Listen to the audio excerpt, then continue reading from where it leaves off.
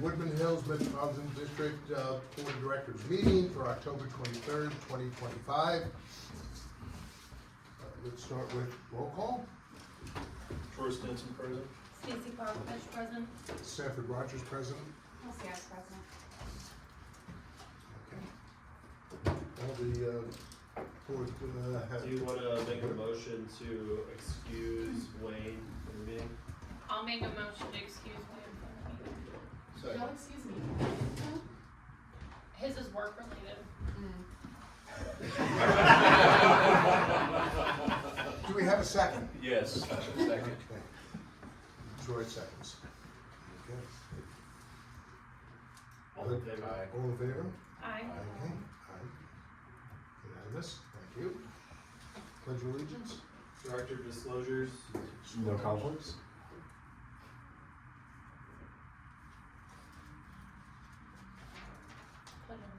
No. Okay. For as an approval, disapproval of the agenda, we do want to make one late addition to executive session. We would like to have a conversation with the board about employee benefits. I don't know, John, what that kind of falls under. Can we do that since it's already been posted? So executive sessions are kind of a touchy subject. I strongly encourage not modifying the executive session if possible, just because the agenda was posted 24 hours prior to this meeting, giving anyone of interest notice of what was going to be discussed. It's fine. We can just do it under item 14 under business. It's not secret. It's just sensitive. Okay. So that's fine. We don't. We're on an agenda. We're fine. There's no names or anything, right? No, It's just- exactly. That's what I'm Okay. saying. It's not sensitive, or it's sensitive. And it's not just under not universal. secret. It's not under negotiation. We're not negotiating with new vendors or anybody like that. I mean, technically, it could be negotiation, but it's more of an informal negotiation than anything. So I'm fine with other business. We can. There's no negotiation. No, we can keep it. We can keep it high level enough that it's fine. Yeah, don't worry. We're good. We're good. Carry on. Okay. Let's start with the Pledge of Allegiance. You gotta. Agenda. Approve it. Our motion, we approve the agenda. I'll second. We'll get there safely. All right. Motion approved on the agenda. All in favor? Aye.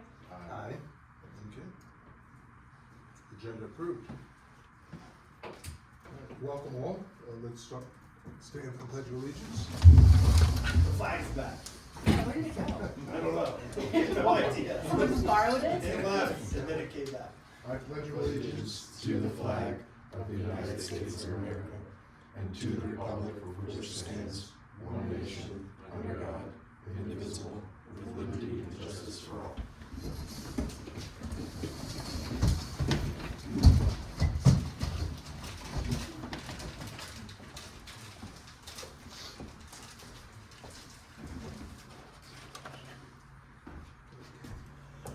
On the agenda is the public comment regarding current board business not on the agenda.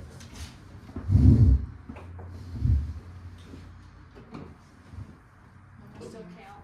Lone member of the public. All good. Okay, so Conflict of interest. I didn't even get to say anymore. okay, so no comments from the public. Okay. In the gallery as well. Okay. Next, consent agenda. Items listed below are grouped to be acted on with a single motion by the vote of the board.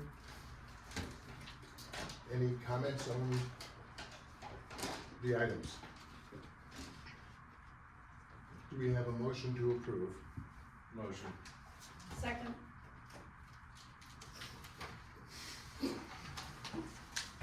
It's an entire white page. That's for you to take notes. Write down all of your questions. All your questions about the reports, you can put it on there and then we'll get back to that. Okay. 7:14 business. All in favor? Aye. Aye. Aye. All in favor? Okay. Unanimous, the consent agenda is approved. Okay. Next item, consider for adoption resolution certifying delinquent sewer fees to county. I'll cover this one. So for extraterritorial wastewater service specifically, the district has the power to take delinquent accounts, that is, accounts that essentially, where the homeowner has not paid their water or wastewater fee, and transfer that account balance to their property tax roll. And that's done through this board approving a resolution saying to certify the accounts. And then I'll talk with the county treasurer and transfer the account balance over to the property owner's accounts.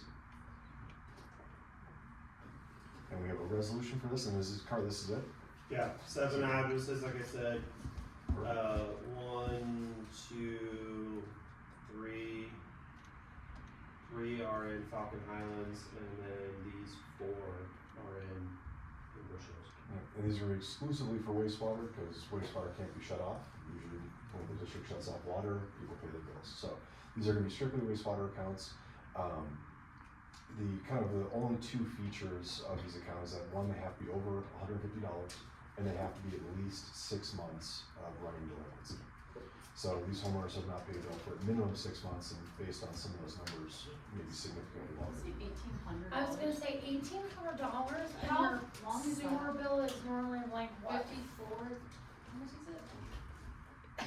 it? We waited till right when you took that bite, yeah, see? Same perfect timing. Good talk. The suspense So- will kill us.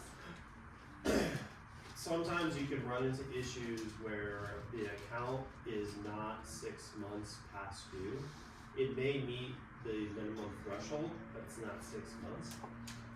The other times, more frequently, what we've been running into, especially in Bush Hills, is we never being notified that the water meter is set by Bush Hills Metro District, and therefore we don't start billing that address.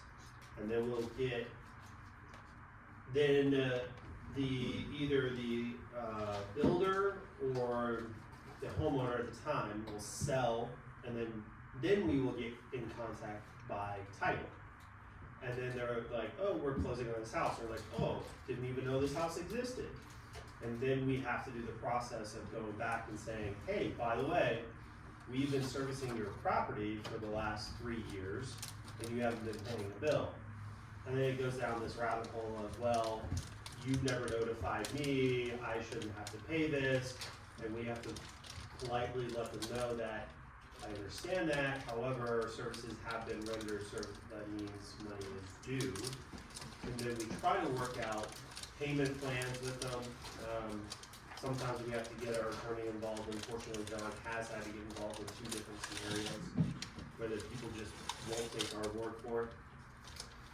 Most of the time though, when the attorneys get involved, they do acquiesce, which the last one you just talked to, John, she sent in her payment arrangement form today. Perfect. So, Wonderful. those are the types of situations we run into. The ones that are in Falcon Highlands, obviously their rate is much higher, right? Because they pay the base rate plus whatever their volumetric charge is. So those are going to be a little bit higher amounts than some of the lower ones. So it's a combination of different things that we see. The good news is this list started out at like over 25. So getting it down to 7 is pretty good. And I'll note we're working on a way to try and resolve this. So traditionally what we do with the district's fees is that when the fee resolution is approved at the budget meeting, we attach a map of the district's boundary to that resolution and we record it with the county. And through magic of the clerk and recorder's office, all properties within that boundary map essentially have this document now attached to it. So when the property is sold or transferred, the title company will pull a copy of Woodland Hills fee resolution as part of that. And that's how they become aware usually of who the service provider is. We're working on a way to do that for the extraterritorial service areas as well, so that when property is sold there, at least Woodman's name pops up, and hopefully through the same means as if the property was sold within Woodman. Property sold outside of Woodman within the extraterritorial areas will also be notified and contact Carter's office to set up connections. So trying to eliminate this going forward, I don't know if it's a perfect solution, but we'll have to kind of give it a shot and see how it goes. I unfortunately don't get to see what happens in the background and how the title company works or how the clerk and quarter ties this to the properties, but I'm hoping that's all the issue. And so, do we know whether these are rentals or there's any sort of trend on the ones that are delinquent, happen to be rental units or? So the setup is a bit difficult here. So just kind of put in perspective so Paintbrush Hills, for example. So Paintbrush Hills actually has their own collection system. So the builder and Paintbrush Hills work together to connect those wastewater lines together. And then Woodman just picks up at the collection system and brings it to Woodman. So unfortunately, Woodman doesn't have any role in that initial connection or the beginning of service or anything like that. So unless Paintbrush Hills takes the initiative to contact Woodman proactively and tell the district there's connection, there's no way for Woodman to find out. There's no tap fee associated with it, for example. It's just there may be a few more gallons in the pipe that month. So that's the main issue we have with those. Can you talk about Falcon's setup? I'm not entirely sure if there's a. We own and operate the entire wastewater system in Falcon Island, Just not known. so we don't have any of the issues that we do with commercial. Because the other thing that we do in Falcon Islands is we're also the water operators. So you're not setting any new meters without us, because we're the ones that schedule them and install them. Sure. So the root cause, unfortunately, is our neighbor. Yeah. We've been working hard to come up with a process that will ensure that we always know when these homes are being built. It's really when they're built, right? That's the problem. The issue is we can't force the developer to loop us in, and we can't force Paintbrush Hills to loop us in. All we can do is kindly request information and dialogue. And kind of the last piece of that challenge is the residents of Paintbrush Hill do pay a wastewater collection fee to Paintbrush Hills. So I would suspect many of them confuse that with wastewater treatment. They get very angry. They're like, what do you mean? I've already been paying my wastewater bill. It's like, no, you've been paying your collections bill. We are your wastewater treatment provider, which is unique, right? Like most places you go to, it's one bill for all of it, right? It's all wastewater. You live in, Colorado Springs Utilities, one bill. You live in Cherokee Metro District, one bill. If you live in Meridian, technically it's still one bill. Whereas here, it's two bills for those of us that live in Paintbrush for wastewater. So it is unique. I get that. It can be confusing. But we do everything that we can. And I think that's where John and I have been scratching our heads like, okay, what else can we do? And recording it with the property is gonna be the best way, because then we can ensure that when they're doing their title search at closing, they'll see it and they'll be required to act. I thought on the county assessor website, you go on there, it lists the providers. No, it only lists those that property is within the boundary of. So Like if you're in Paintbrush Hills, it'll show the fire district, Pikes Peak, Woodman Road. it shows the water. taxing entities that you're within the boundaries of. Not So, utilities. so even Woodman, even though the mill levy is zero, It it still will always shows my be name. zero, it will show. But yeah, unfortunately, with Paintbrush Hills, Woodman doesn't have any overlap.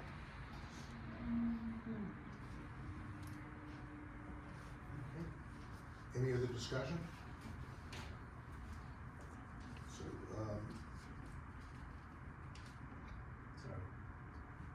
So, motion? Yeah, motion. A motion to adopt, a motion for a resolution certifying delinquent sewer fees to the county.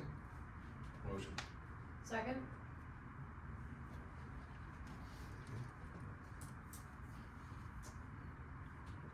All in favor? All in favor? Aye. Aye. Aye. Motion approved.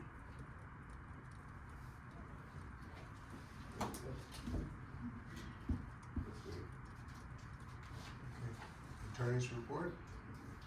Yeah, so I'll just kind of touch base on the biggest item. We got our first set of red lines back on the amended restated service plan. They were about what we expected. I believe there was 84 comments, which is actually the least I've ever received on an El Paso County service plan, so that was nice to see. 84? 84. Wow. My last one was, started at 120, so it's 84 is pretty good. We had an hour-long meeting with the county, with their county attorney and with CARD and the planning division. Real good discussion. I would say the vast majority of questions and comments fell under one of two categories. The first was kind of explain this structure to me. So Woodland Hills is the only fee-only district for services in El Paso County. There are a few other in the state. This is, yeah, no, it's fine. This is what Kari told me, so I didn't spend more time on this. But so Woodland Hills is the only of this type of structure. So we had to go down kind of the explanation of why it existed in that structure in the first place, why we want it to stay that way now. Kind of covered how Woodman is literally asking for no changes whatsoever other than to remove a single cap on its revenue bonds. That's it. And that was kind of question number one. Then question number two was basically like, hey, explain this better in all the documents so if a resident were to pick it up and read it. Well, we'll go ahead and make those changes and hopefully get a red line submitted here in the next week or two. But that was really it. Their main concern was, ultimately at the end of the day, they've already approved everything else. Two things. The first is they believe they would like Woodman to provide mosquito control services. That is, so. It's a whole separate enterprise in this state. It is. It's standard in their new template. Basically, every What? So it sounds weird when you say. So when you look at like services a metropolitan district might provide, mosquito service is kind of a weird one. So it can be done through Parks and Rec Enterprise Fund, I believe, but it's part of the model service plan. It's part of truthfully just about every single model service plan we see and I've ever interacted with. Almost all voter authorizations have a small amount for mosquito control. I just, because it was asked of us, I did ask Carter just to ask around about mosquito control. Carter, do you want to tell the board what you found on, I guess, Meridian? providing So mosquito control Meridian services? does have it in their service plan. The only mosquito control that they do is on their ponds. And that They would don't be it do for anything else. And most other districts around us don't do it. But they're also legacy districts like us. But that can be added into for ponds in the wastewater or where as an expense in Mostly wastewater. detention ponds, right? Like on the, I guess if you were using your ponds, maybe, but. If you look in the Denver metro area at the districts that are up there, mosquito control is its own separate enterprise in each of those districts. Yep, and that's true. The county has no jurisdiction to require that of us. Yep. Because our service plan is just being amended, not completely changed, and it's not new. They do have to approve the service plan, however. It's fine. So I guess what I would say about it though is it is something that, so I would say every service plan I've seen post like maybe 2010, mosquito control's in there. Usually there's voter approval for it, for the spending associated with it. I actually don't know any districts that actually spend any money doing mosquito control. So just because it's in the service plan, I mean, certainly here, the county would have some sort of expectations in play because that's what they're asking us to get it. But there is not technically an obligation to provide the services that are provided in your service.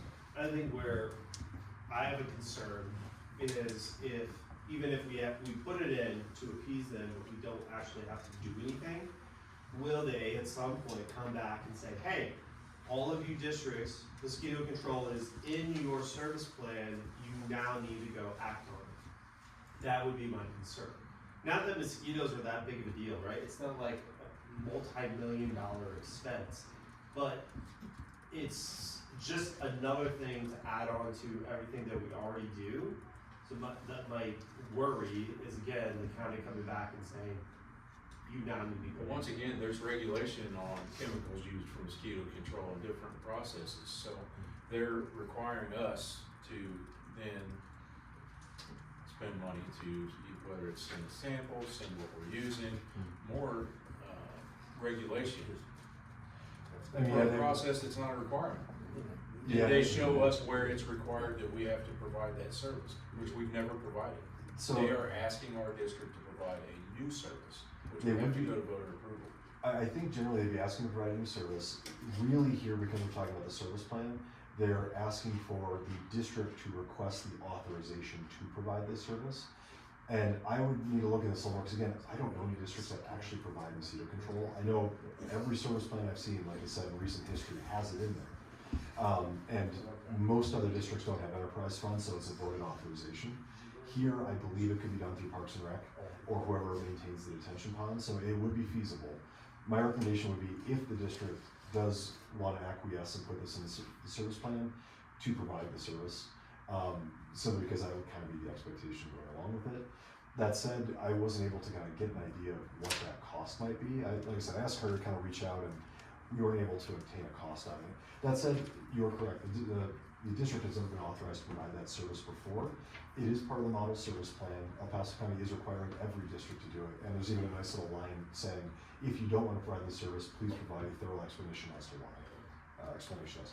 So it is one that they are leaning on, but that's, I'm happy to ask for more information, see if we can actually figure out a price on that, if it's ultimately gonna matter. I believe Woodman has, Carter, do you guys have, was it 4 detention ponds?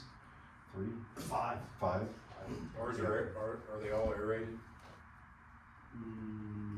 No. No.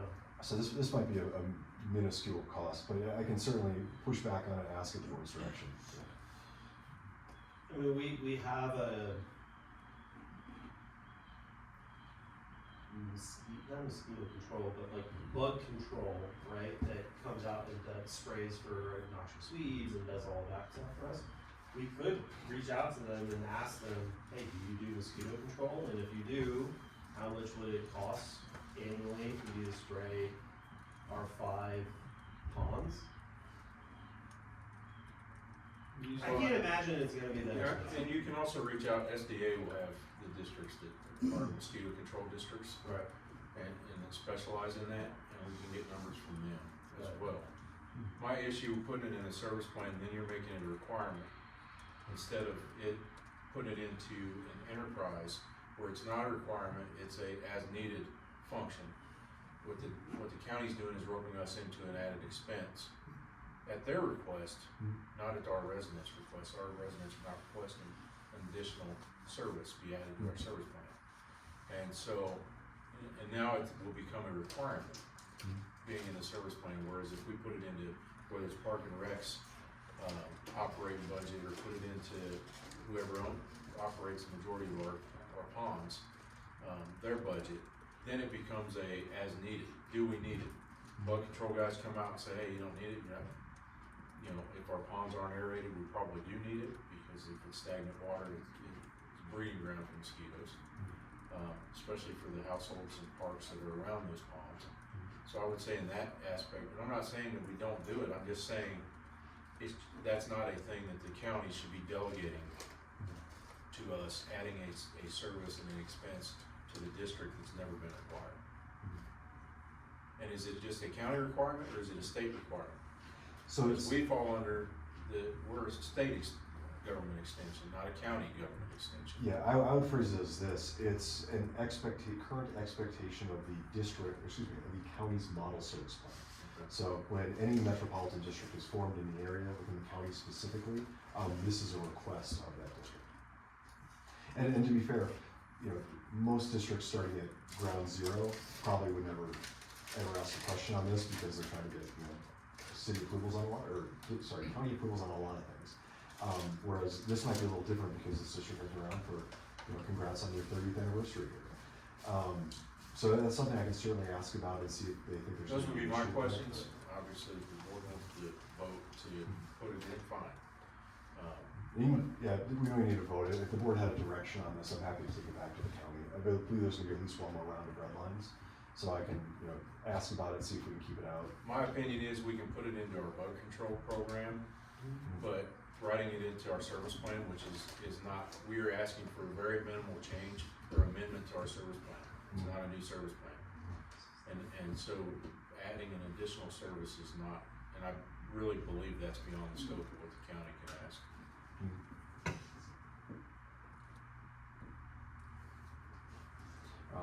I guess I'll just to kind of we can talk about that, I guess, the additional service here in a second. I'll know but the meeting, with the county attorney and with Kari went very well. Their only concern, they believe that the planning commission and eventually the VOCC might bring up that when they were reviewing this, was just the unlimited cap that's being requested. And we always knew that was gonna be the number one thing. Specifically, because the district operates through revenue bonds, they're not subject to a debt cap.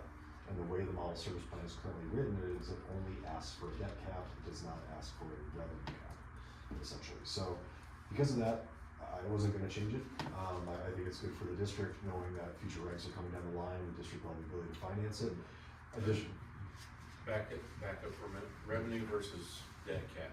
Mhm. So we do have a revenue cap, because we're exempt from Correct. Tabor, we have a Tabor exemption revenue cap already in place by the state. So, no, the district is not subject to any Tabor caps. So the district, this is kind of an interesting thing, a feature of the district service plan where, because the district operates through enterprise funds and enterprise funds are exempt from Tabor, the prior service plan, the last revision, I think was 2000, basically set a cap on revenue bonds, issued through enterprise funds, which, again, aren't subject to Tabor, normal debt rules, voter approval, all that is out the window, these are through enterprise funds. It's something where it's a provision I've only ever seen in Woodman's cap, Woodman's service plan, specifically because there's no really any other way to put a cap on the way Woodman processes its finances, because it doesn't have all the voter approval coverage that a normal district would. So it does have a cap, yeah, on the revenue bonds specifically, is it 16.2 million, is that right? 16.2, right? Yeah, so that is the cap we are asking to remove, we are not proposing a new cap. There is no line item in the model service plan to kind of plug in a new cap for that. It simply says, revenue, enterprise bonds issued through revenue funds, revenue bonds issued through enterprise funds, may operate based on kind of, We're the only district right now that has a cap, I think everybody else. is- Right, if you're Correct. enterprise funded, you don't have a cap, because by statute, anything you issue through the enterprise is not considered debt.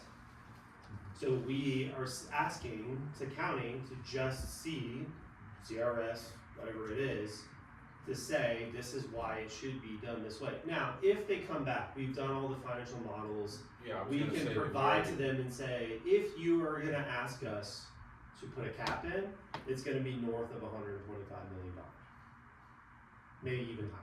yeah, and we have, because all the costs are broken down, at least for the district's three largest projects, we have the actual engineering cost to support about 75 million up front. And then, the county is also well aware of EPA regs, they have a lot of the stuff they have to sit on and monitor. They're aware that should they come and say, hey, we're not comfortable with putting a cap here, you have to put a cap, and we agree to a cap, in all likeliness, the district will be back in front of them within the next 10 years for an increase, to address future EPA regs. So, it's either way, I think that we're in a good spot right now.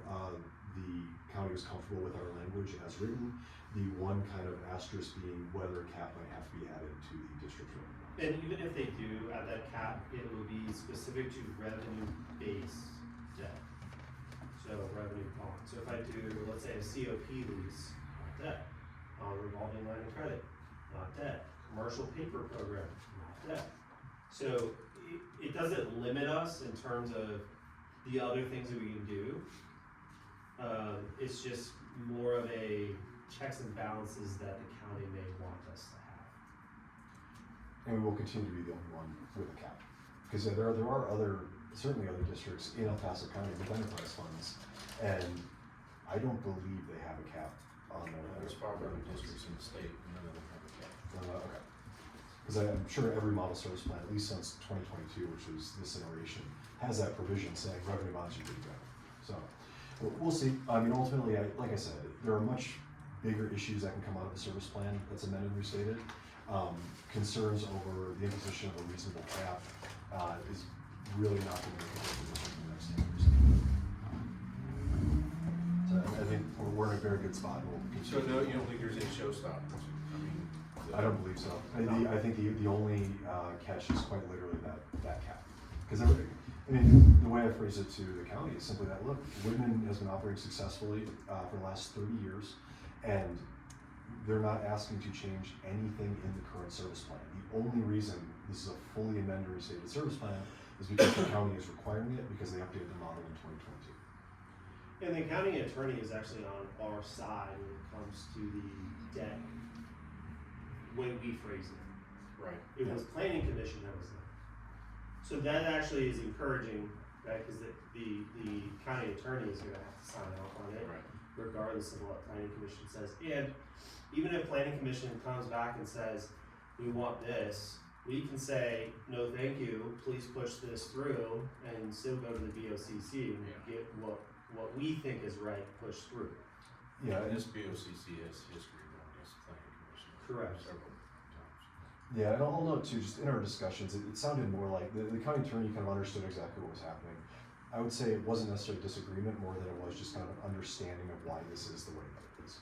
I mean, if I put a service plan in front of the planning commission that says 0 mill levy, 0 debt authorization, $0 debt cap, they look at me side eyes like I'm crazy, you know? They've never seen it because it's not relevant to this purpose.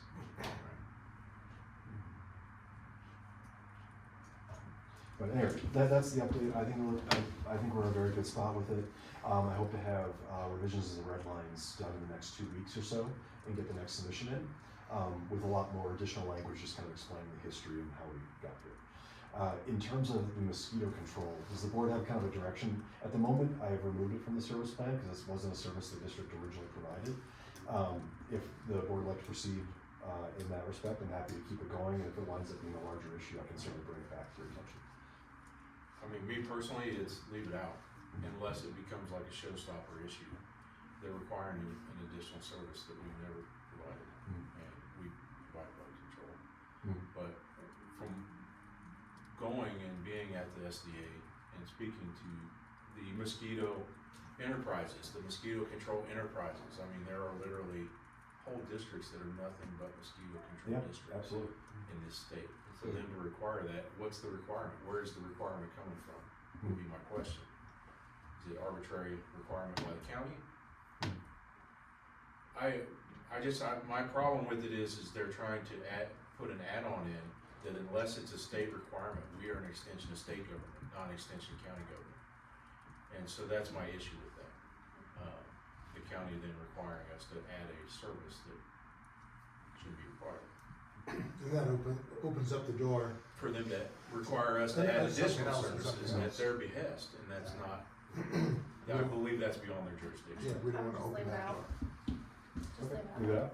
Perfect. All right, anything else?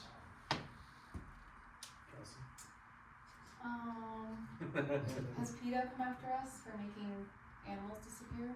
Nope, Carter made you didn't make them rules. disappear. Listen, You They- clearly they did were not agree. They left willingly. they were Yeah. removed from the property. Yeah, and I remember asking alive or not, and you didn't answer. Nor would we answer It's a HIPAA violation. That's right. Yeah. I literally use that phrase all day. When Sorry. When PETA comes, I'm not coming to that board meeting. That would be fine. They're not gonna come. This is not a protected grounds squirrel. Cause you checked, right? I did. Actually, Some like rare species, like. I didn't wanna get sued. Yeah, you don't, you got Colorado Parks and Wildlife hunting you down, Right. you know? Jeez. No. I'm assuming everything else is on schedule.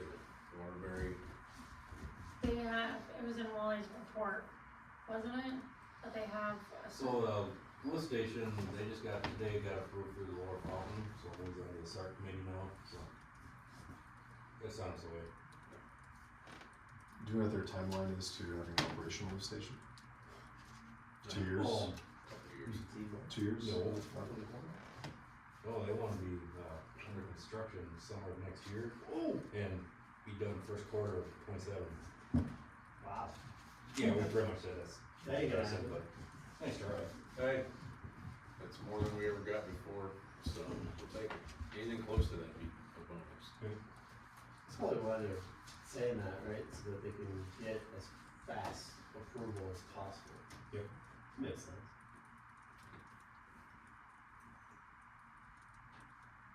We're still hammering out other details with them. that we talked about, but The property conveyance. that was for, Metro Club. So Metro Club, for those who don't know, there are a couple HOAs in Woodman Hills. One of them is the super confusing, the Woodman Metropolitan Club HOA, who gets confused for the Woodman Metropolitan District all the time, because I get those calls. They would like to disband. One of the requirements from state law is that you cannot have any real property ownership. So there's a small little sliver of land, which I don't even understand why they own it in the first place, that butts against our property and where the channel that goes out is. So it didn't even make sense for them to have anyway, so they deeded it over to us. And I was like, sure. So that was the last step for them before they now have to get a majority vote of the property owners in order to get rid of the HOA. One down. One down, 4 to go. Yeah, come after mine next, alright? Where have you been? Courtyards? Oh, is it Courtyards? We've gone better, we over through care. Oh, that's good. Yeah. Same one I have. Different. Is She lives in the different courtyards, but Oh, that's the there HOA. may be similar HOA companies. They go up on our HOA like $10 a month next year. They still owe us money? You Is gotta that pay why your they- water Is that bill. why I'm Yeah, paying pay your for water it? bill. To water those fences over there. That's that. Hey, they repaired some potholes finally. Any word on the other property over there, on the corner of Eastern Mill and Stapler? No, because we have to wait for, so I talked to the county. Actually, I'm sorry, I didn't talk to the county directly, I talked to the broker who is doing all of the land deals for the widening of Easton Mill. And let him know, like, hey, when it comes time to discuss the acquisition of our property, please ensure that the county is at the table with us, because we have certain things that we want to discuss. D49 has to be there too, that's owned by D49. I'm getting there. So I'm just giving you the context of this conversation. And so once they can get all the property owners to sign off on just allowing them to go out and do the surveying, then they do the survey, then they'll create the agreements, and then they'll come back and sit down with all of us individually. So at that point is when we would talk to them about the school crossings, the piece of property at that corner, some of the other things One that next the to board the discussed. Eastern Mill office. Right, so they've got a long ways to go in order to just get the staking and the surveying done. This is not gonna be easy. And even right over by FE3, that the moving of the electrical is gonna be an absolute nightmare for NDEA and the county. So, good luck. Not to mention the sidewalks. So, lot has to happen, but we will be sure that all of us will be there with the county, and we will negotiate on the district's behalf.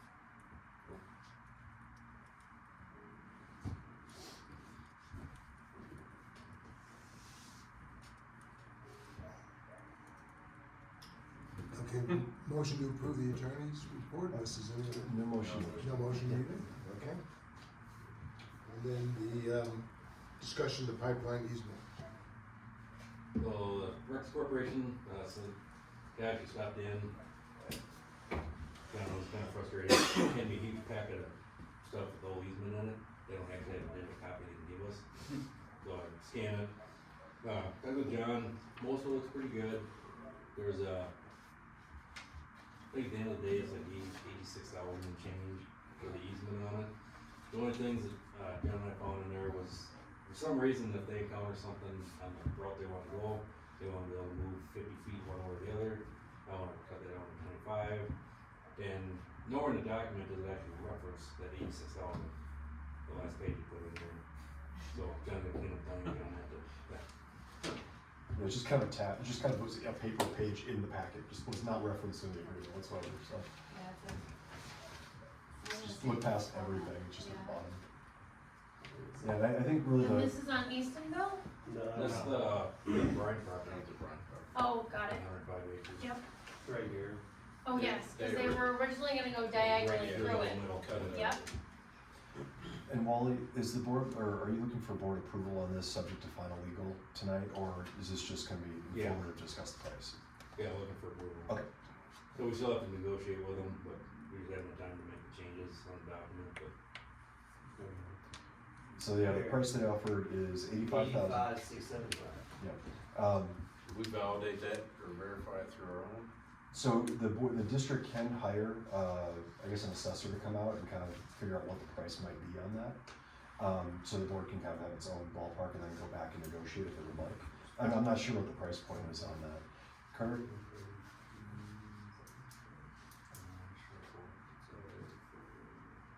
See math. He's mathing, we could be here all night. I support it. The math part, not being there on it. So our purchase price, right, was 3809 per acre. So they're looking at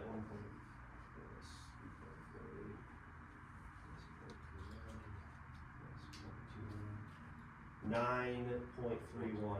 So times 3809 would only be $35,000. So we're getting 86,000.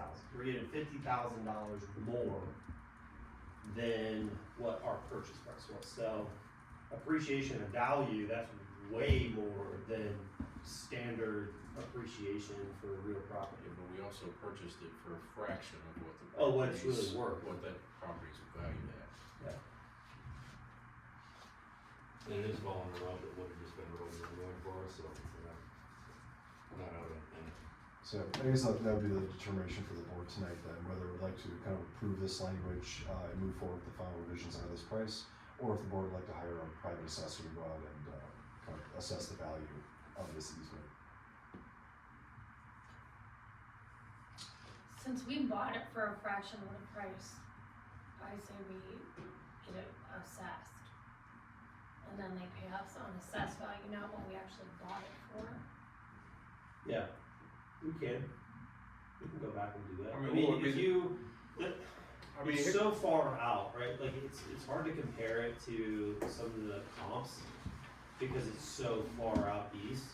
So even if you tried to compare it to like our recent purchase of the Buford property, right? That was like $30,000 an acre foot, but it's right in the middle of the district and there's roads and utilities and access. That's not the same. It's not comparable. So you have to find raw land, ranch land comps to compare it to. which the prices went up astronomically since we bought that. We bought it less than 3 years ago. I know. I was gonna say 2 years ago, I think. Yeah. What would it cost for an assessor if we wanted to? Just to go- verify, I mean, you know, Maybe $2,000.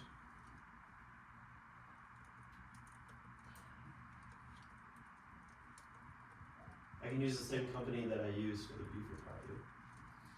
I'll leave it with you guys. I work in a line of work where I don't trust anybody, so, you know, I verify everything, so, I mean, on the surface, the numbers look good because of just the low purchase price. well, it But always that looks doesn't mean good it can't be 'cause higher. we're not out any money there. Right. So it's always gonna look good on paper for us. But my concern always is fair market value. I know that real estate agents can do fair market value for you easily. And they don't charge you for it, cause I know that last year. I happen to have one in my office who's a broker. Have her run what an average raw piece of, Yeah. raw acre runs for, Sure. and do it that way. Yeah. Instead of spending the thousands, we could at least have somebody double check to make sure that it's fair market value. Yeah, noting that this is an easement, not actually an acquisition of land. Right, they're not buying the property. Correct. No, but you are actually, I mean, realistically, you are giving up that portion of that property for the entirety that line is run through that. You can't can't use build that. on You can't top of build on it. it, you can't use that section of that property. Yeah. So, I mean, even though they're offering us So this that is price, actually I the one that would house the would property. almost And say if we, let's say we end up selling it and not using it, we will take the hit. then we're gonna because- take the hit because there's gas line 9.4 acres that are unusable. Yes. So I think it's fair to go back and do some additional due diligence and say, is this a fair market offer, or is it below, or what, and then go back and renegotiate. I just look at it as if I was personally gonna do that deal for that piece of land, I won't verify Yeah. not being fed by somebody. And just so the board is aware as well, obviously, once, a value assessment comes in, that is a public document, so if it comes in at 30,000, that could be requested and used as a, discussion, negotiation piece on the other end as well. Understood. Right, but if we're just asking for a fair market value from a realtor, Do your due diligence. it wouldn't be, It would be public record. it wouldn't be public record. Any records, I guess, yeah, any records generated, I guess, would be, but you're correct. Yeah, it wouldn't be public record. Okay. John, can the board still approve it without agreeing to the purchase price? I think The if, easement price? I think if we're gonna negotiate the price and move it forward, I'd probably just do the approval at once at that point, once we're further down the negotiation line. Not for me.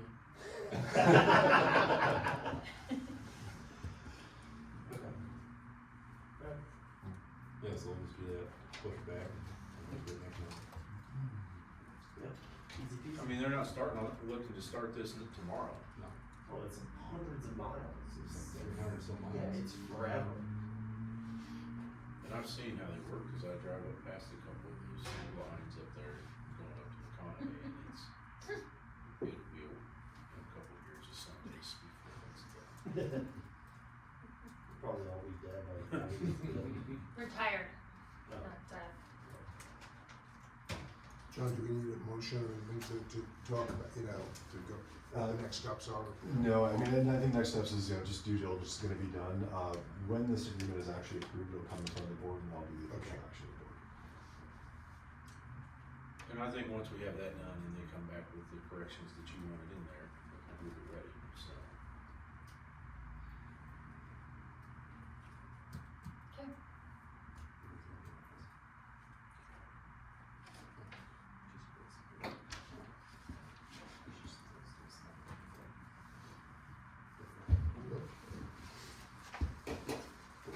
Going into executive session? Do you want me to field this motion? Yes. Alright, is there a motion to enter executive session for determining positions relative to matters that may be subject to negotiation under CRS 246402.4E, namely water acquisitions? Motion. Second. Second. All in favor? Aye. Unanimous, motion carries.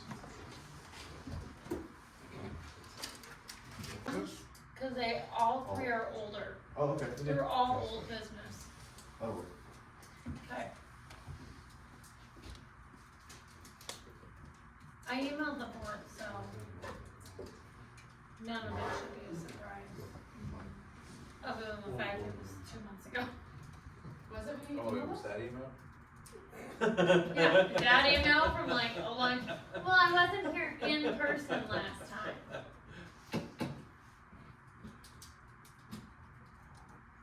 Are we ready? Are we ready? Sure. we'll do that. Are we recording? Yeah, you just started a couple seconds ago, or a few seconds ago. Items unfinished from previous meeting. Oh, I have stuff. Please tell us more. Yes, please. Alright, so, I met with the board of directors to go over the budget stuff. And there were a few things. So, in past years, back when I started even, the board of directors compared to other districts, were extremely underpaid. And so. The operational director, sorry, you keep saying board of directors. Us, operational directors. Yes, the operational directors were extremely underpaid. But you guys are underpaid too, so. I was gonna be Yes. like, wait a minute, so are we? Yes. So over the course of the last 4 or 5 years, 6 years, we've done really well at going and getting their pay to where it should be for a special district. But that has always been a 13-15% raise increase in order, gradually over the years to get them caught up to where they should be. I think now the directors' salaries are in a place that is competitive. And so last year we looked at, well, all of the regular employees are in a para program. The 4 directors were omitted from that program last year or the year before? Last year. And technically this year. Correct. So last year and this year, due to the fact that they were receiving a larger raise than the rest of the employees of the district in order to catch them up for the salary that they should be making. So one of the things that came up as we were sitting in our budget meeting was, since their salary has leveled out and they won't be going into a new budget year with such a significant increase as, say, a 13-14% increase, that they would now be eligible to participate in the para program, just like the rest of the district staff. So I wanted to bring that back up and talk to the rest of the board as to how we feel about that, since they are no longer getting or expecting to receive those significant raises to get their salary to where it should have been.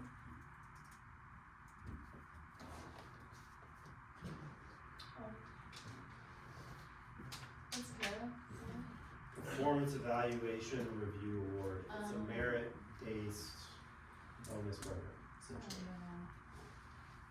In It's your, equivalent to 3% of your starting salary in a year. And the district used the merit increase program when I was first elected. And I moved to get rid of it, only because the district was abusing it. correct. They were using it as bonuses and not everyone got the bonus. Basically, they gave out a bonus, whatever you saved the district, you got that bonus. Correct. So hence, my park and rec director and finance director were making obscene amount of bonus money every year because they weren't spending district money on stuff that it needed to be like upkeep on facilities.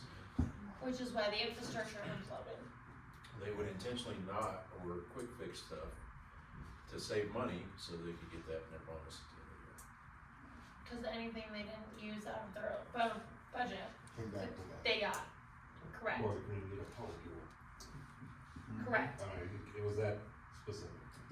So, I think I had just started when the merit program went away, but this one would be based, it's based off of each person's individual salary, up to 3%. And it's all performance, right? So there's a whole template matrix that's set up for every full-time employee to where you evaluate our performance, and based off of how we performed, you get anywhere from 0 to 3%. So it's not predicated upon how much money did we save the district or anything like that. It's really about what were the expectations that the board had for us in terms of our performance, and how did we perform against those expectations. So they're still getting the other raise, aren't they? So it's not just the merit, it's the. Yeah, so you have the annual compensation increase, right, which is based upon a lot of various factors, right? So inflation, role, your salary range, if you've taken on additional responsibilities, market conditions, right, et cetera, right? Certifications, I mean, there's a lot of different factors that go into what that percentage is, and that's looked at on an individual or class basis. The performance evaluation is only for full-time, and it's specific to every individual employee. So you're talking about just for the directors, or for the employees as well? Employees are already in the para, we already approved the para Correct. program for the employees. Right. For the non-exempt employees. For the exempt employees, we took them out of it last year because of the size of, we needed to increase their salary more than what para it was greater than what para would have been. Yeah. So it's only really been the last 2 years, you said the last 2 years they haven't participated. Yes. So, The para program was new last year. Correct. and so you're talking about offering that again or providing that again. So now we're talking about offering it to all staff, including the directors. What's the pros and cons of, instead of just doing a bonus? I mean, that's what Like it a is. one lump, but it's like 3%, and so that just builds like over time. It does this a one-time payment, so that's kind of why we brought it up, is to try and control wages. Because even as director, we recognize we can't keep getting these kind of raises. Right. So, the way we've been going in the past, you know, if everyone's getting 5, 6, 7% raises, you know, in 10 years, you got every employee making $45 an hour, which we just can't do it for. Right. So, this allows us to only pay the, like your inflationary costs, whatever, but it also gives them something from a performance standpoint to possibly earn, but there's a certain finite limit to that. And what we also did a couple years ago is we instituted pay ranges and pay scales for every employee. Meaning that if you hit your max, there are no more annual increases that you're eligible for, but you'd still be eligible for that 3%. So there's still motivation for that employee to want to perform at their best level because they have that 3%. And that 3% is paid out as a single Single lump sum, it does one-time not add to your payout base at the pay. end of the year.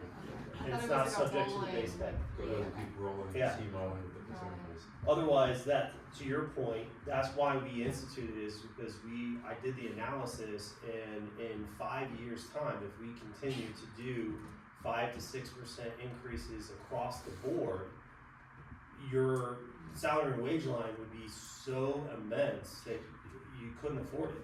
You couldn't afford to keep the staff that we had, and so we had to do something different, and that's when we came up with pay scales and the para program, and really just tighten the controls around it. So what Stacy's saying is, we're at a place now where salaries for the directors have right size for the most part. We could be included now in that para program, which would effectively allow the district to control at the highest level of your salary range those salaries moving forward, because our annual compensation increases, instead of being 13, 14, 15%, they may be 4%, 5%, maybe 2%, right? That's up to the board to decide, but they're gonna be a lot less. And really, to right size our operational directors, we eliminated the general manager position. Not only is it a single point of failure, but you're paying 6 figures to a single point of failure when you can take that and spread that across the 4 operational directors, and they have an equal share in the decision making for the operational needs of the district, which takes away single point of failure. If one goes down, the other 3 are capable of picking up the slack until that is replaced. Whereas if you have that one guy or one girl that was the problem, which was the problem before, everything got bottlenecked, nothing got out or passed down, and it became a big problem. So we've done that with that, and then we did that with the salaries, with the para program. The problem last year was we still were right sizing theirs, and now I think we're looking at the numbers, we're pretty good right now. I mean, Yes. obviously, there's only so much money in a fee-based system to go around, so it's not like a mill levy or corporation, a regular corporation where you can always increase revenue. Right, so that's why I'm presenting it to the board, Because last year we did not do payroll for the 4 directors. That now that they are right-sized and we're getting ready to finalize the budget, we needed to know what needed to go for like a finalized number in that budget. Mhm. And if that's something that the board would be, willing to do, so we can adjust the budget line appropriately. And we would need a motion for that. So part of it is the impact on the budget, I mean, right? And there's Long many numbers. term. Yeah, long term, the impact on the budget is very positive, right? Cause you go from double-digit increases every year to single digits. And over time, the curve, instead of going like this, the curve goes like this, right? And it really just puts better constraints. I will tell you, I was talking to another district up here about this because they actually were asking for my input, because they were going through something similar. And they do CPI every year across the board and merit increases across the board. That is not a great strategy. I was gonna say, how is that sustainable for them? It's not. It's not, because if CPI is only 3% and you're adding merit increase, you're growing 3% faster salary than what inflation is. And that was the reason, that whole concept was the reason why we went away from it and we went to para. Then you might as well hire Mamdami from New York to come and run the district. $45 an hour minimum wage. Okay. Yeah. So, In this industry, it's not uncommon to have a pay structure like this. It's actually extremely common in the water, wastewater field. So Pikes Peak region, which we belong to, does annual compensation surveys, and in that they talk about all the different strategies for benefits and pay. And one of those talks about bonuses, and almost every single one of them does some sort of a bonus program. It could be as little as like, oh, at the holidays, everybody gets $200, to everybody gets a certain dollar figure, but senior level management has a higher percentage that they can earn, and that's predicated upon board approval, right? Smile and a Coke. So, again, I say that to say, we're not unique in what we are doing, but where I do think we are unique is that you have 4 people up here who are telling you this is a direction that we think is better for the district because it's long-term viability. We don't ever wanna put the district in a position 25 years from now, because we always look that far out, to where that line has gotten so big that nobody can afford to live in this district because we're paying everybody so much money. We understand there's only so much money to go around, and that includes us. And so we're the ones that are also bringing that to the board. so I'd like to make a motion to approve the 4 directors into the already created para program. I'll second. Do we have to adjust the handbook? Yeah, you can do that. Okay. You can do that in January. All in favor? Right. Aye. One thing I would add to that is what Troy said about that single point of failure. As you were saying that, I'm just trying to picture everything we have done since you created the enterprise system. I can't imagine the wrong camera. Previous manager sitting up here doing all of what we're doing. It would never happen. No. Not even 10% of the things that we have done in the last 4 years would have gotten done. Wastewater plant, good. Right. Water, good. Parks and Rec, I don't know. Any other unfinished items? Yeah, I've got more. I've got more. So evals, real fast. I actually just realized this evening I'm over 2 enterprises. So before the end of the year, we all meet with the, enterprise that we oversee. And then, so how that works is they fill out an eval and they self-evaluate, and then they sit down with their 2 that oversee them, Sure. and then the 2 directors up here Mhm. do a combined score as to what they think that individual director did. And that is what their raise in the budget is based off of. So, last year we had a hiccup in the system, and we did not have those before the end of the year. And so we had to push through the budget and hope for the best, cause it was due. Okay. And so, we're hoping that we can maybe do better at that, so get with who you oversee, Mhm. get with your counterpart who you sit with, Sure. and so Kelsey and I oversee Carter, and so we're sitting with Carter next Friday at 2, Okay. and we're gonna go through his eval, so he'll have his eval filled out, we'll sit down and review it, and then we'll give it back to him. Okay. So Chris, So- I would meet with you. Right, so his, don't. He said it's been an honor, so I said I'll give now. I've had to come down to main office and do that before. It is personally not funny for me. And I had JD and Molly send me their selfie vows so that I could review it. Sure. So how are things done? Cause Chris, you've been in the role since 15th of October. Yes, so Park and Rec is not getting one. right. His contract is actually set up that way. And so he won't actually receive his 90-day review until after the new year. Sure. So if you oversee Park and Rec, you actually don't have to do anything. Okay. Yep. Okay. Alright, that was one of them, see, that didn't take very long, no pillow And needed. then just to add on to that real quick, in January will be the actual sit down in front of the entire board for these performance review discussions, correct? Is that the Yes. expectation? Alright. But all of the reviews need to be in order to know what their percentage is going to be, so it could be entered into the budget that we approve in November. Yeah, just gotta bring the full disclosure and make sure they can sit down and ask questions and things like that. We'll have an executive session in January after raises are in, after reviews have been done, Right. and then they can kind of sit in front of the board and have that discussion. Okay. Yep. And we did that last year.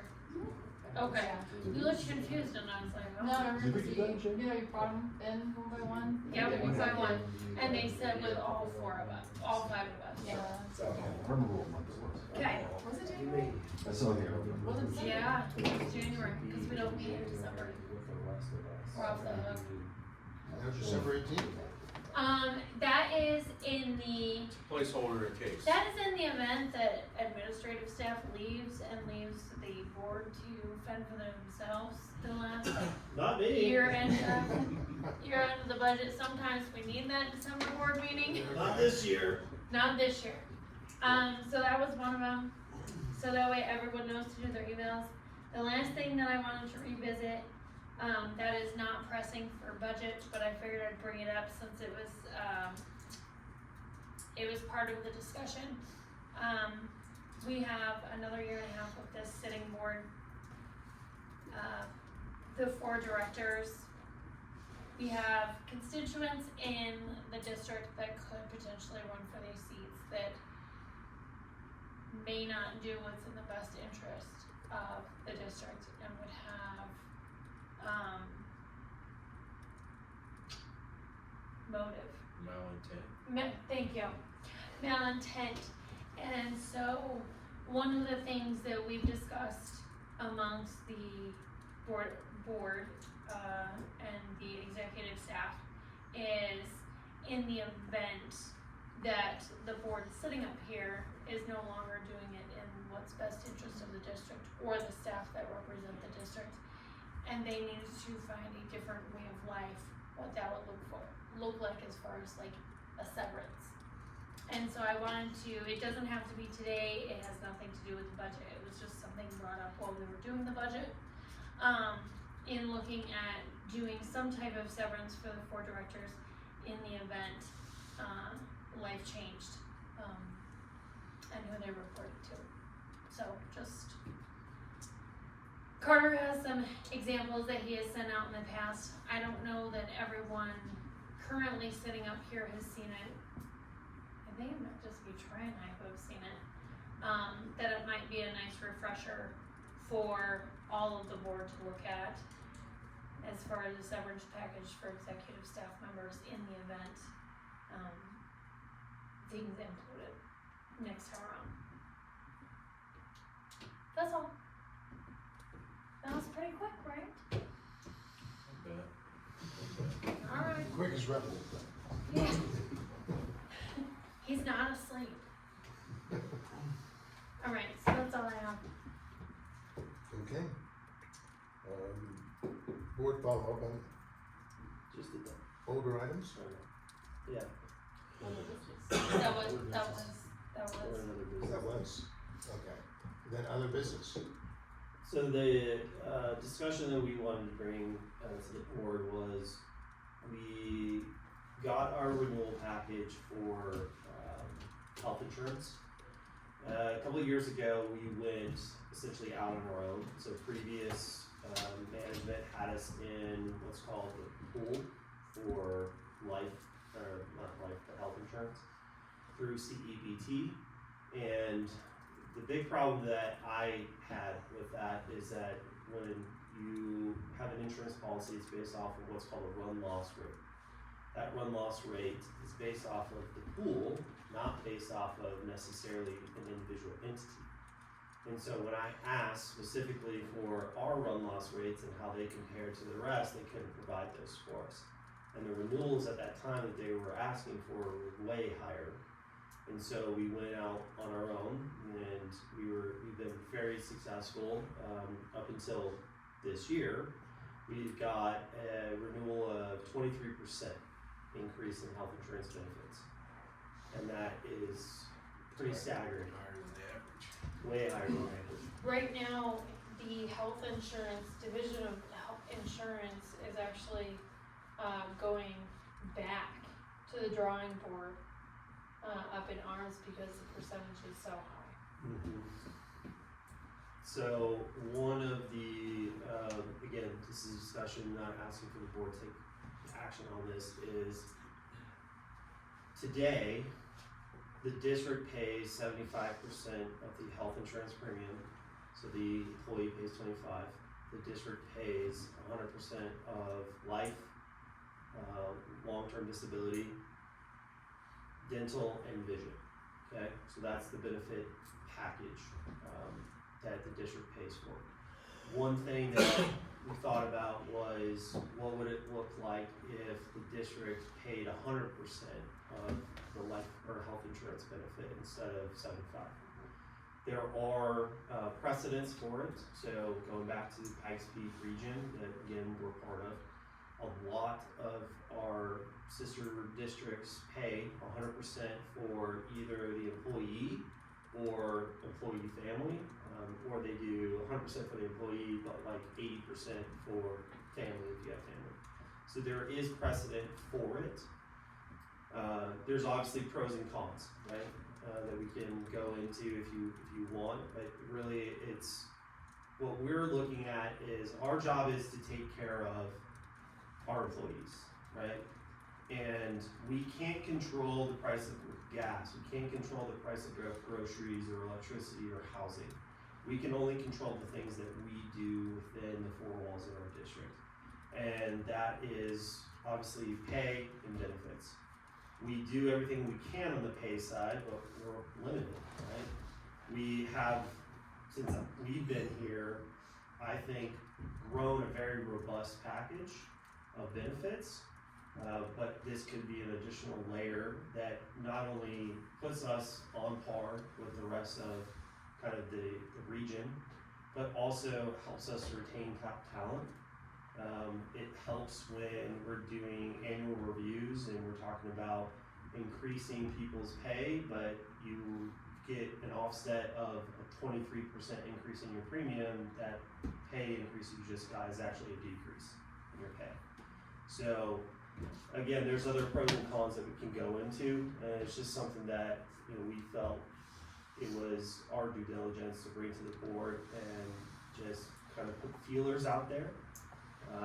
I am currently working with our broker to negotiate with our carrier as well as look at other options to see if there's something different. One thing that we don't want to do is change carriers every year. One, that is a lot of work for us, and it's also very difficult on our employees. So we want to be consistent in our carrier.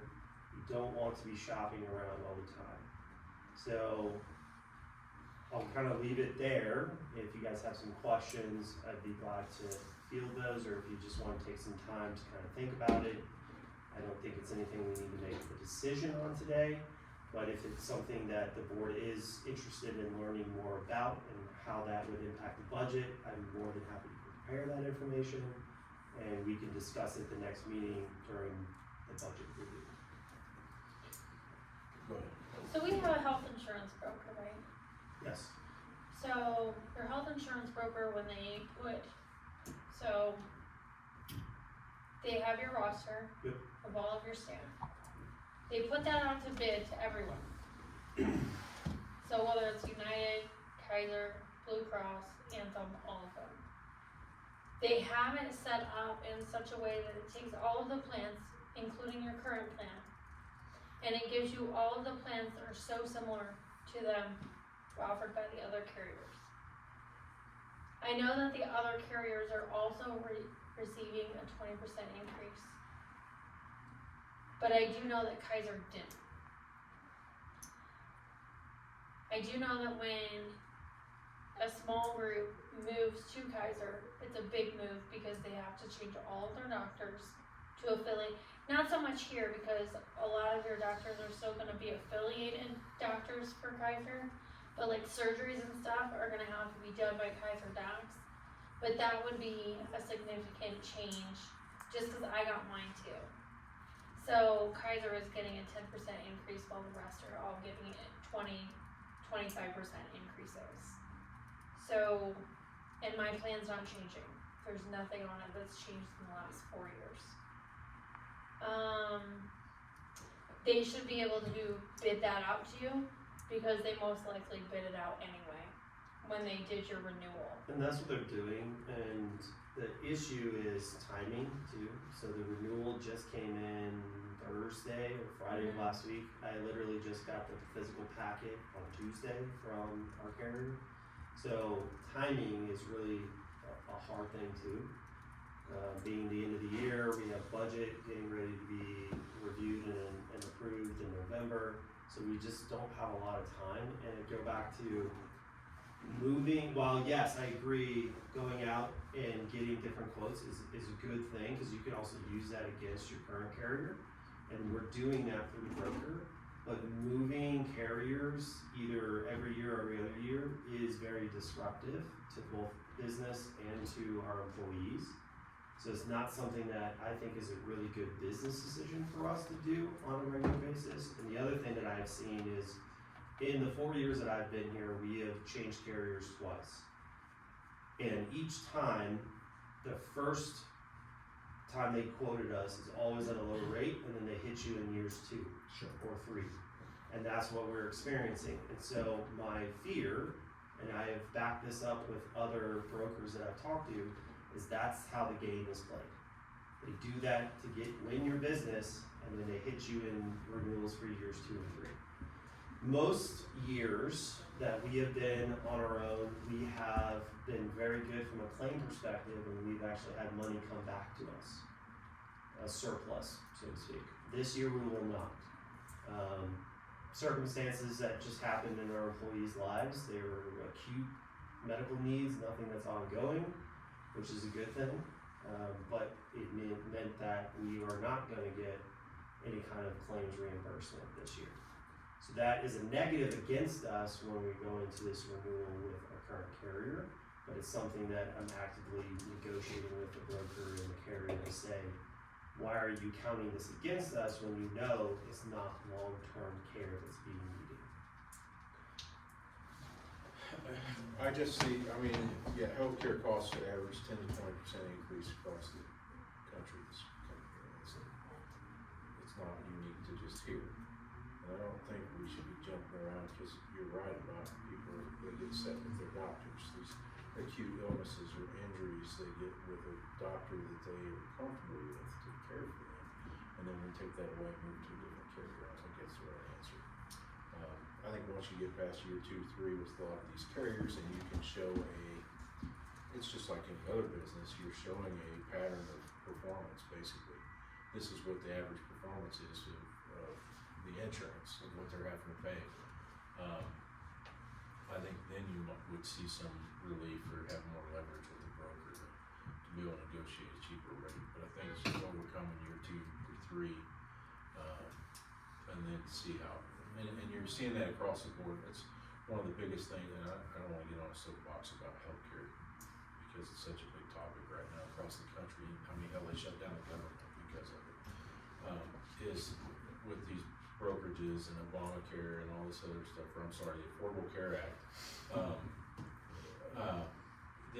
It was always gonna end up like this. That was the way that insurance program was designed, and those exchanges, it was always going to end up like this. And they're gonna try to fix it, but the only way we can fix it for our employees is to stick with a carrier, let them see our performance, and then negotiate the rate. If we just jump from brokerage to brokerage or provider to provider, you're gonna get stuck the same routine. First year, reduce premium to get you hooked. Second year, increase 20-25%. And beat us up for the next couple of years until they can see performance. You're not gonna have the same performance every year. You just said it. Last year, got money back. This year, we didn't. They're gonna average that out. Once it averages out, then we'll get a baseline we can operate off of. But I think that's gonna be the ticket here is getting that. Cause a lot of them are getting hit because subsidies are going away. The COVID-19 subsidies that everybody was dependent on to get cheaper rates the last couple of years are gone. They're not, this shutdown is not gonna end with those in place. It's just not gonna happen.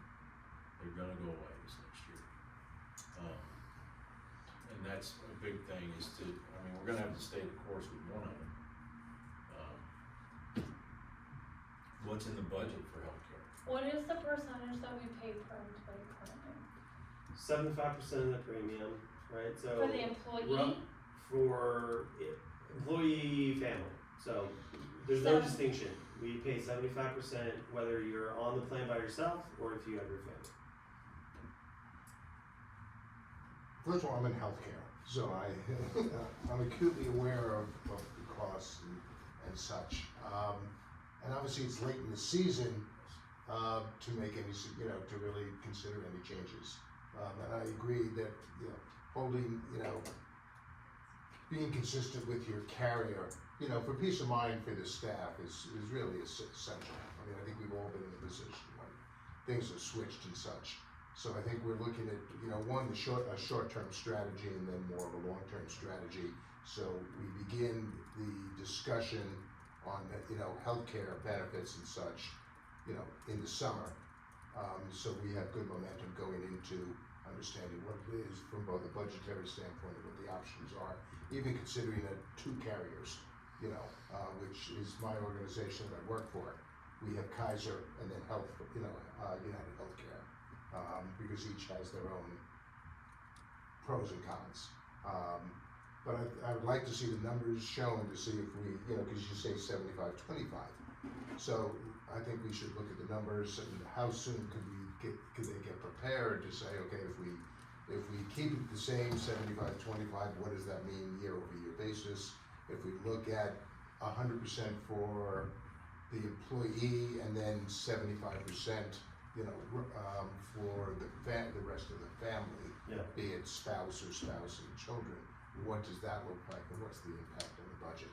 I think, the sooner that we can pull those numbers, if you haven't pulled them out. Those are pretty easy to put into a model, right? Mhm. To have that information. I can tell you preliminary, if you were to just pay 100%, right? You're talking about probably $70,000-$80,000 additional money that you'd have to put into the budget to cover 100% of the health insurance. Because you already pay the lion's share, right? 75%. Right. So that other 25% is another 70, 80 grand a year. How much is our health insurance line a year? It's 20, right now we're paying about $20 some odd thousand a month. That's health, dental, and vision, because the carrier has all three. Right. So our monthly premium is about 23,000. Out of curiosity, Carter, what is the general timeline for all of this? You mentioned you just got the numbers, this last Friday. For this It's- go-around, is it possible to get them in the summer? It's not. No.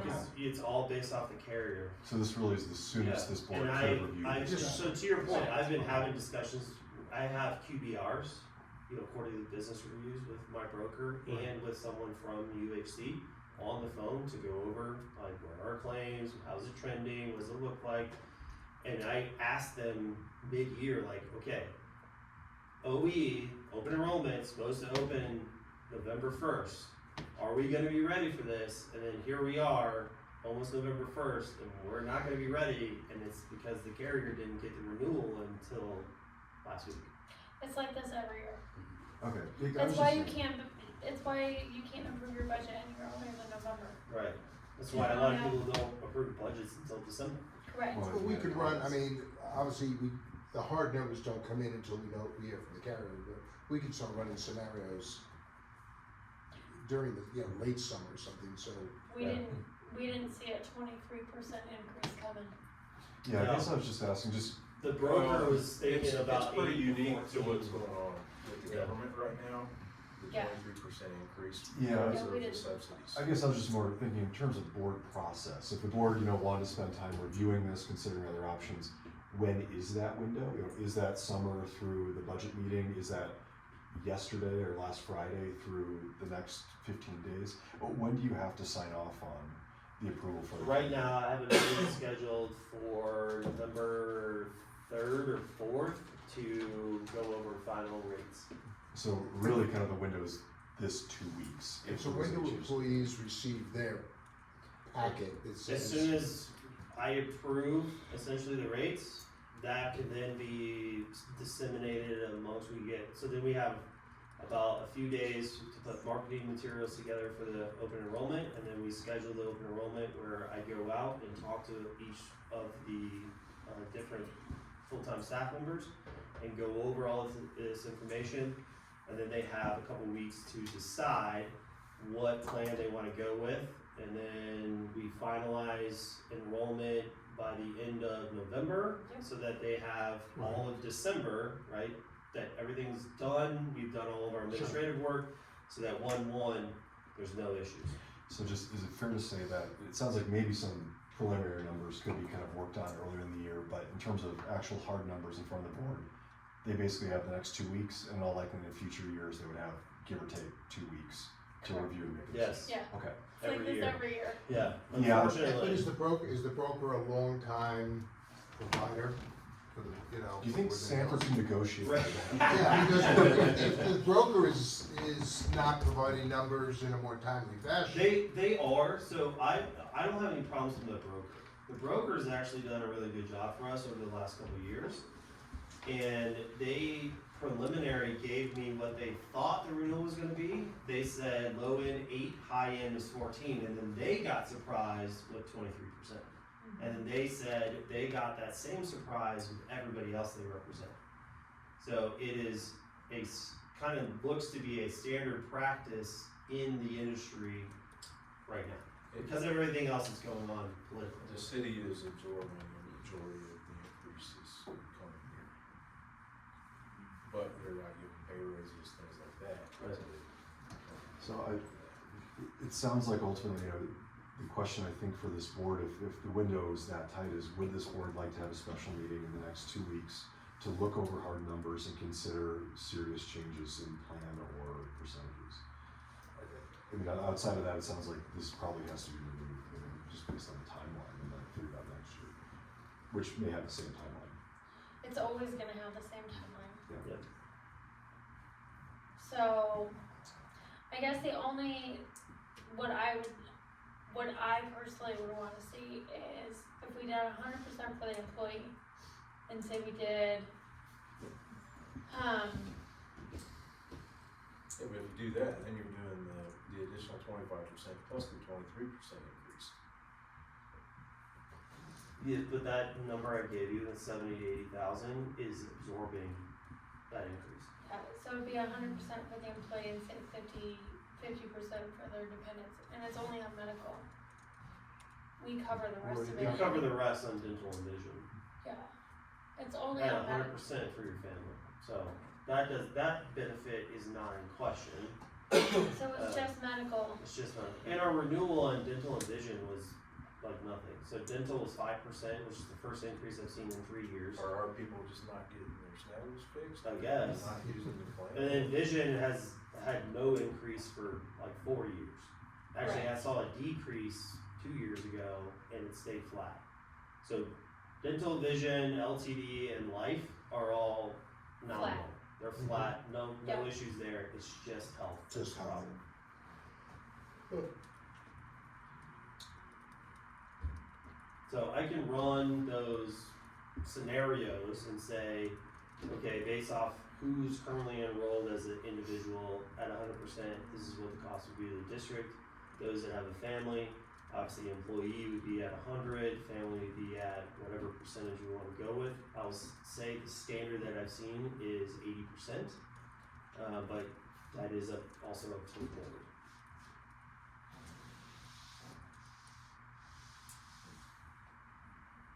I can run those different models pretty easy. Run at 50, 50, run at 75, run at 80 that's easy. for the dependents. So you can see what the different options are. I don't know that it's completely fair to the district to absorb all of it. It isn't at, what? I would agree with that. I don't think it's completely fair that the district absorb all of The it. community members are paying their own insurance, and then they're also paying for our employees' insurance. Correct. So I don't think us picking up the bill 100% is fair. I mean, that's universal healthcare. Once you have everybody else's healthcare. Right. I mean, there have been some years where, you know, the cost of living raise was less than the pension that when you're in police and fire you have to pay into Right. was more. So you actually made less going into the next year. Right. There wasn't anyone footing the bill for it. That was just how it was. Everything's more expensive at home and everything else. So I'd like to see the comparison on them. I don't know that we need a special meeting for it. I think we could all just submit it to Carter and Carter put it into the budget for us to look at. That would work, and then if you individually mail Carter, and then it'd be ratified when the budget's approved. I was thinking if a discussion wanted to take place though, then you'd want a special meeting for that. And that'd be a discussion amongst yourselves. But I think, What's that? you know, I'm doing the models, I'm sending it out, they can correspond back to me and what You don't they need to send think. it to me, I'm fine with it the way it is, just renew the policy the way it is for this year. And we'll roll into next year with, and take a look at it then, as far as for me, But, everybody else do the thing. okay. I'd like to see it because it's a 23% increase and theoretically you're offsetting that 23% increase on the employee themselves. So I'd like to actually see what that increase looks like. We do that. Sweet. Thank you. Okay, any other business? Okay, I got one more thing, I'm sorry. Wally just reminded me. So, JD started it. the way, the, district holidays, right, so we have 11, just like everybody else, but we do a little different in that, Christmas is Christmas Eve, Christmas Day, right, New Year's Eve, New Year's Day. The way it falls this year is that it's Thursday, and then you have Friday, right, that essentially everybody would have to come back in. So just wanted to get a temperature check, how would the board react if we just extended it and said Wednesday, Thursday, Friday for the Christmas holiday, as well as New Year's. What day is Christmas then? It's on a Thursday. Yeah, isn't it 3 normal business days at the end of December after the week of Christmas. Yeah. You're talking about Black Friday too? No. Okay, so just Christmas. So, Christmas uh, and New Year's. Friday is not a holiday. yes. But for Thanksgiving, It is, where I work, it is a ghost for town. Thanksgiving. Really? Yeah, cause everyone takes off the whole week. So when I arrive in the office, it's like crickets.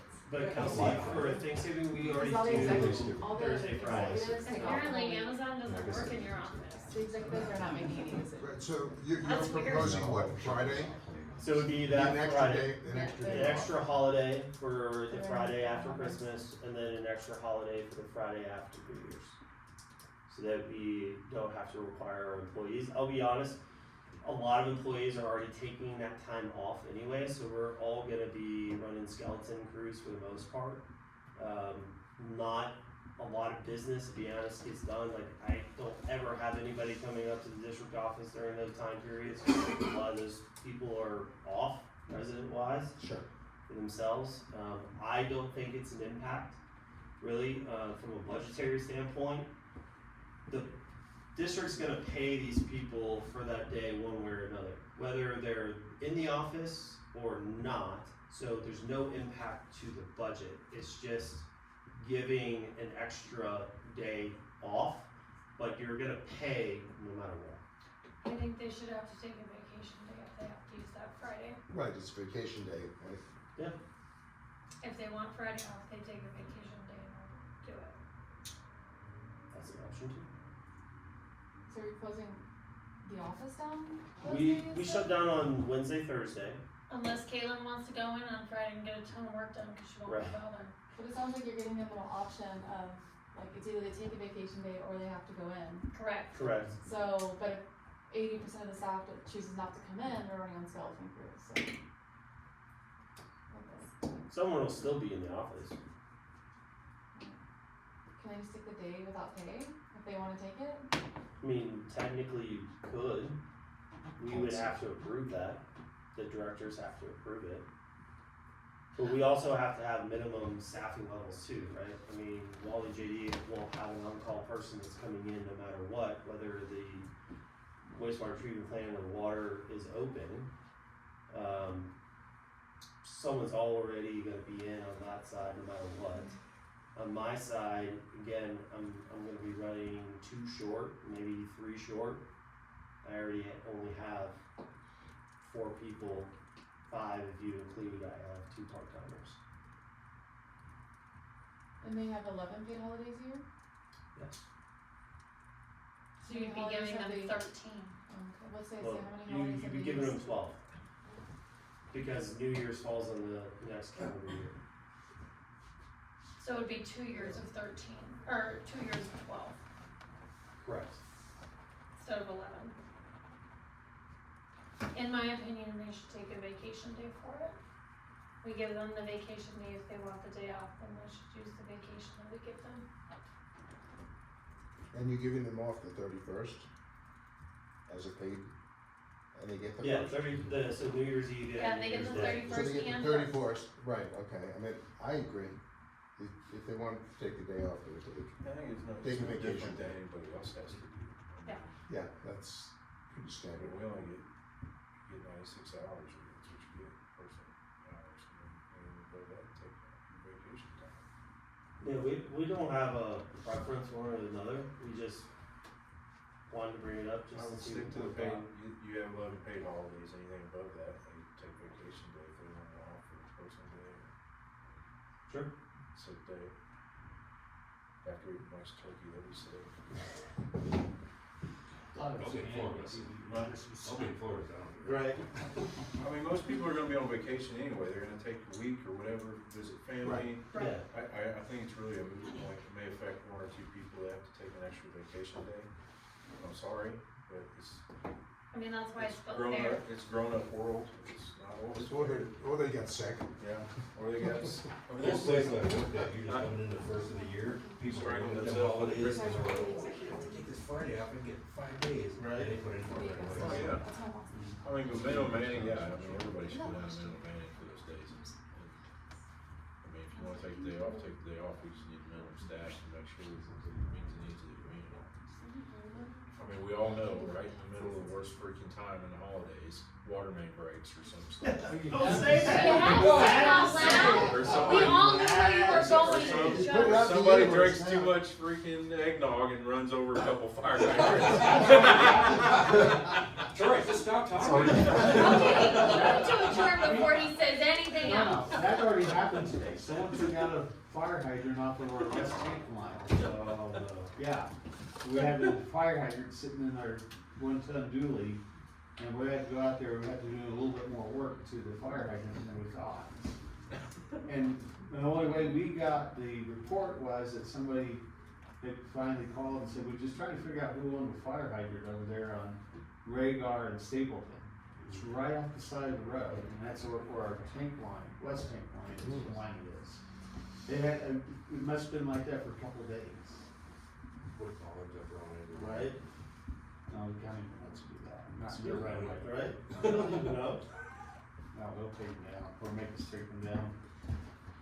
Right, so we need to insure that fire hydrant, by the way. Alright, So any other business? I have none. Does anybody else have anything up here? No. Okay. Alright, I'm done. My motion to adjourn. Motion to adjourn. I'll second.